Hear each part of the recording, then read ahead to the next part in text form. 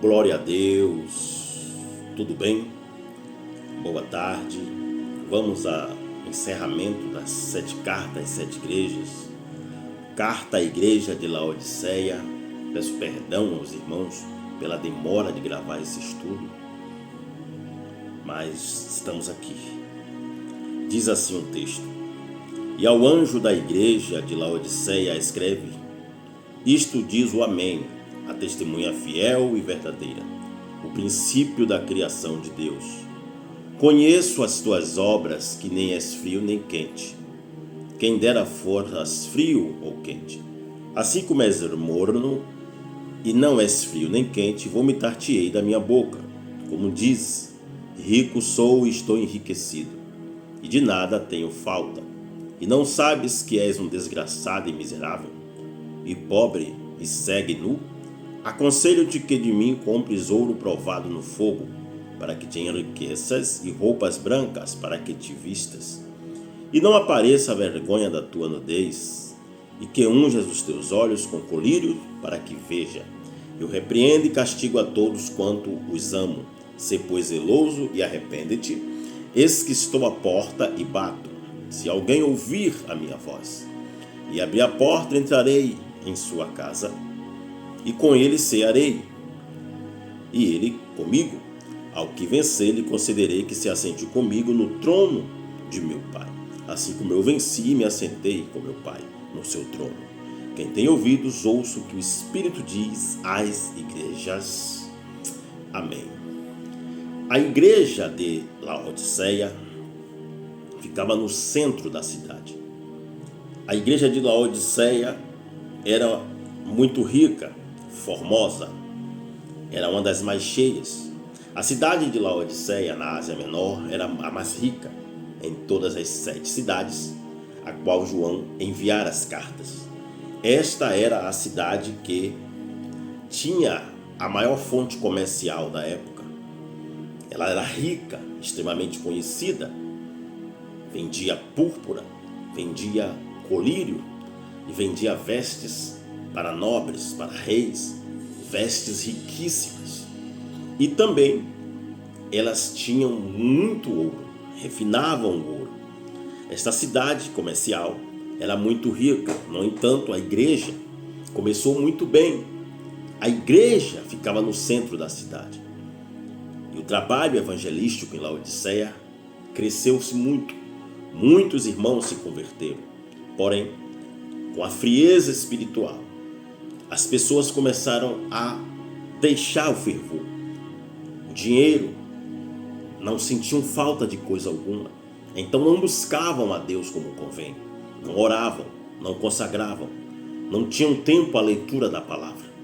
Os princípios cristãos, os princípios bíblicos estavam sendo deixados de lado, ao ponto da frieza, juntamente com o fervor, se miscuiu, assim como a cidade, que havia arquedutos, aonde águas termais, águas frias e águas quentes se juntavam e chegavam em Laodiceia já morna. E Deus faz essa comparação com a fé dos irmãos laodicenses.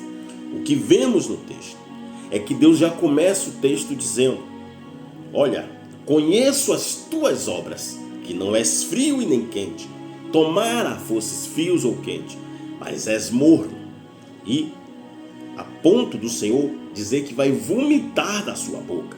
Isto é, você vai sair da boca, vai estar fora do corpo.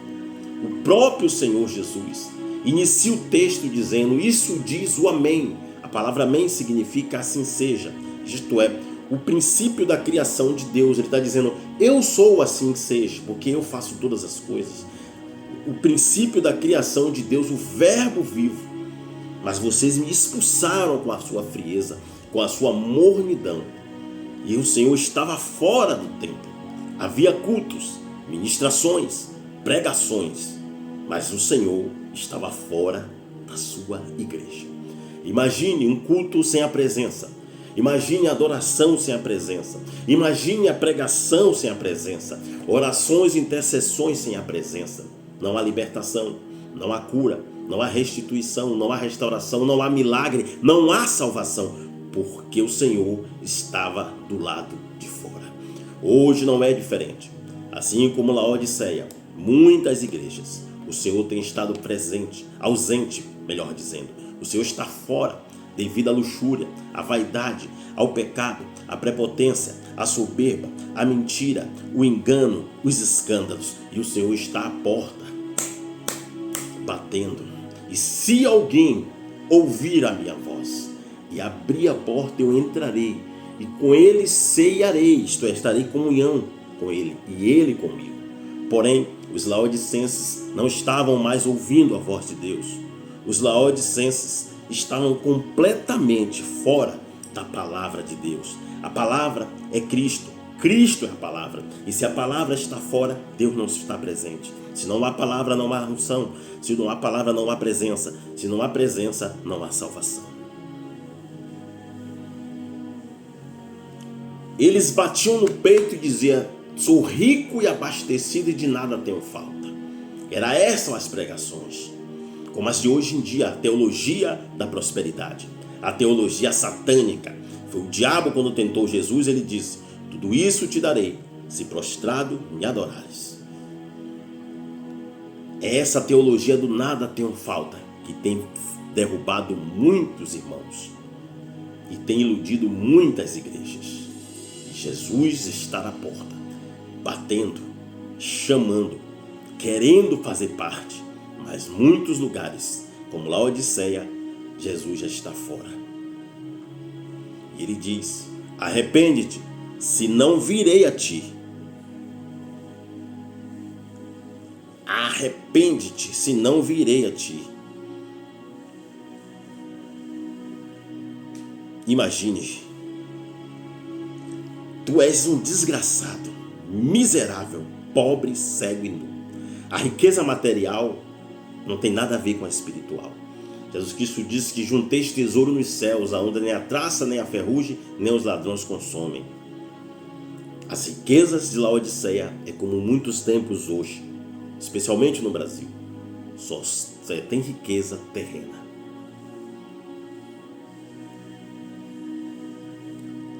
Aconselho que compre de mim ouros provado no fogo, para que te enriqueça. Isso é riquezas espirituais, obras de Deus, comunhão com Deus, vida com Deus, santidade.